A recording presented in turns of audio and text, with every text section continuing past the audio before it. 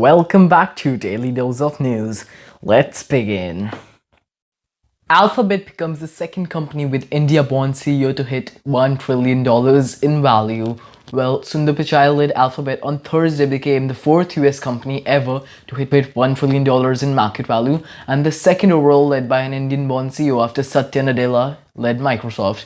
The company joined Amazon and Apple in crossing the milestone. Sundar Pichai, who was appointed the Google CEO in 2015, was given the additional responsibility as head of Alphabet in December 2019.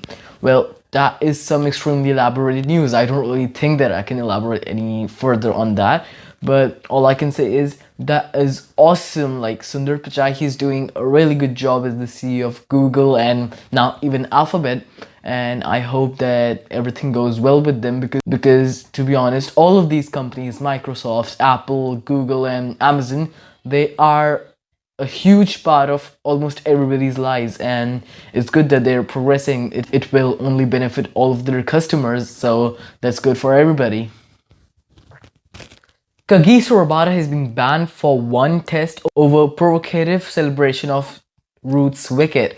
Well, as the news report over here says that Kagiso Rabada, he basically took the wicket of the England captain Joe Root in the third test, and the celebration that he had after that was deemed overly aggressive and provocative by the ICC. Rabada was seen roaring in triumph after dismissing Root. He has also been fined 15% of his match fee.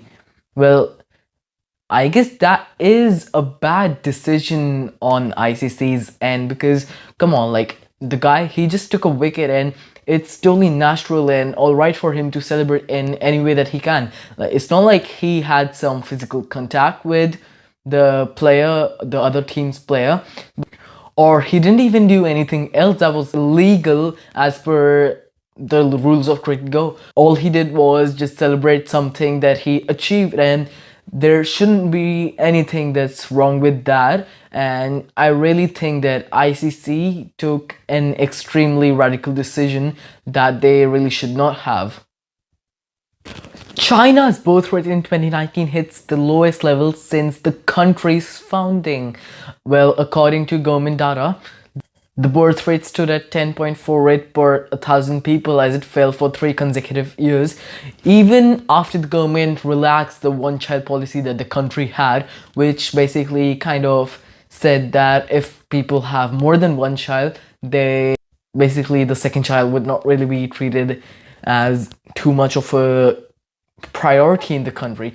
But now, as this data shows, the birth rate has fallen down, and I reckon that it's still gonna fall down for the next few coming years. And to be honest, there's nothing really bad with that because the world already has more people than it really needs. And well, if the population starts to decrease, well, the world population was only growing mainly in the countries with the population of over 1 billion, which were only India and China. Well, as the report shows, China's birth rate is dropping down, so that is actually a good feature because then again, eventually after not a few, but after about like maybe 100 years, the world population might get to a point that it gets saturated. It doesn't grow any further, but rather it just keeps on dropping down at a pace that is good for everything because, you know, too much of people in the world, that is not good.